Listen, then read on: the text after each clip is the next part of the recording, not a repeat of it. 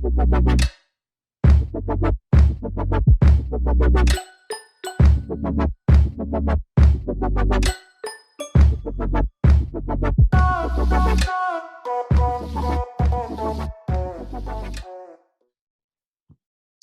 up, Stace? Hey, Kev. So good to see you. How's the quarantine life treating you? It's okay. It's been a lot of days of the same. A lot more days than we thought it was going to be. A lot more. I was thinking about those 5 tips that we gave for how to navigate conflict in your home when this all began. Yeah. Yes. So those are fun Feels out like it. Yeah, and it feels like that was like yesterday, but also like last year. But it was like a month ago. It's crazy. I know. So yeah, that was supposed to be for like a 2-week period, not like months on end. So I figured let's give up some maybe updated 5 tips from Kevin and Staci on how to have a mental break. I like it. And when you say mental break, you mean like a break, like dance, not a breakdown. That's right. That's a good clarification, please. Okay, so Kev, idea number 1, or like tip number 1 for how to survive, how to thrive. Yep. What would you say? I would say get outside if you can. Like not in the middle of the day with the heat, but maybe like early in the morning or late evening before the sun goes down when the weather is safe to go outside. Get outside for a walk. I try to do that just to like give my house a break for me and for me to take a break for just a little bit every day. And I realize I have an 18, 19, and 13-year-old. So like it's easier for me to leave the house, but get outside with your kids if you have kids. Or like it was so sweet the other day, I saw a family pushing an older person in there at home in a wheelchair, like socially distant, but so good for people to be outside. Yeah, I agree. I'm a runner, so I can resonate with that. Yes, it's hot during the day, but it definitely gets your mind going and helps you to release a lot of the stress hormones and things that we know are building up inside of us. So it's good to get some fresh air. For sure. So get outside if you can. Yay, get outside. Also go play in like the water outside if you have it. Okay, yeah. So idea number 2. Tip number 2. So, every time I wake up in the morning, Stace, I just feel like everything I see on the news and on my phone feed is just negative, right? And it's all just sort of negative. And so the more we see, the more we can tend to be negative ourselves.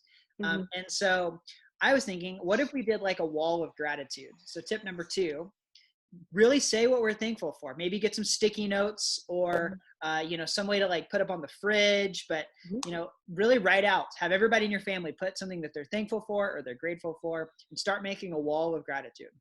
I love that idea, Kev. And then if they like make a wall and they want to post a picture of it with our hashtag RLLA, we can see that. We can cheer for them and say, good job. We're praying for you. We're believing for you to keep doing great things. Yeah. Did you know, I don't remember where I heard this, so I can't quote where I heard it, but it takes our brain 5 good things to unprocess a negative thing. So if you're having a hard day and you're like, oh my goodness, I'm so over it, 5 things to be thankful for.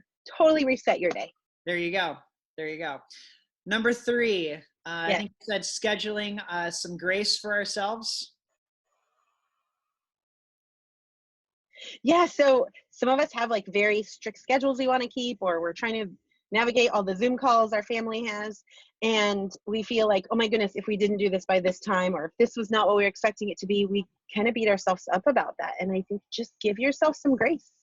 You're going to get to do it all again tomorrow. You can do it differently, and you don't have to, the whole day doesn't have to fall apart because you had a couple bad moments, hours. You can totally still reset and a whole new try the next day. So give yourself grace for sure.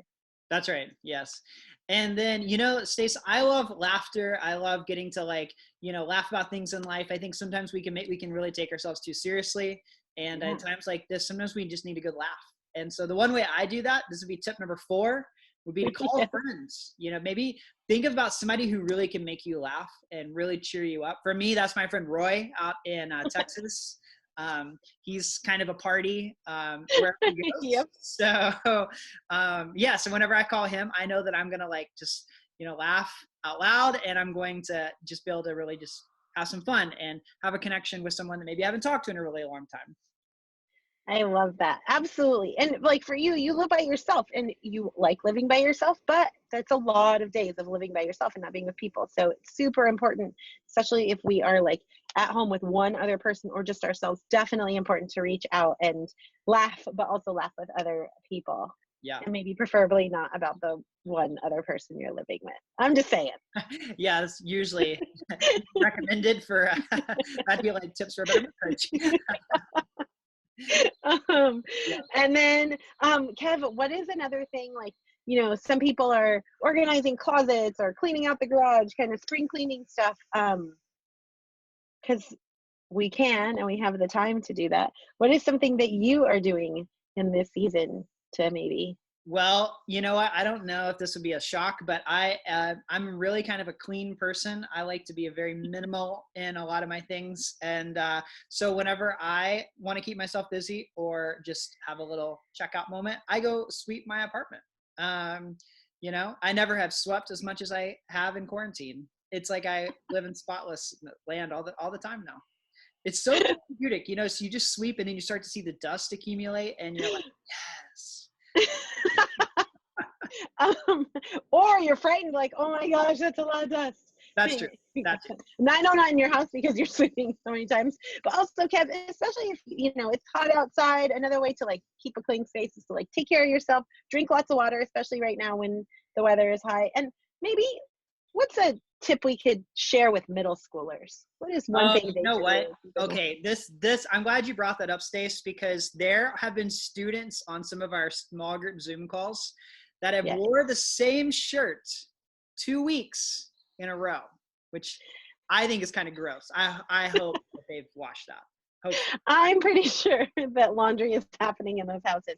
I'm not always sure that especially middle schoolers are super great about taking a regular shower. They don't have anywhere to be. They don't see their friends right now. So middle schoolers, do everyone a favor that you live with. Regularly shower. That's right. You smell and you need to smell less. So. Oh my goodness gracious. 5 tips for staying sane and having a mental break. Party. Yes. Break party, not break down. That's right. Good stuff, Stace. Well, right. Stay safe out there. Okay, thanks, Kev. See you later. See you guys. How do I stop this? Oh.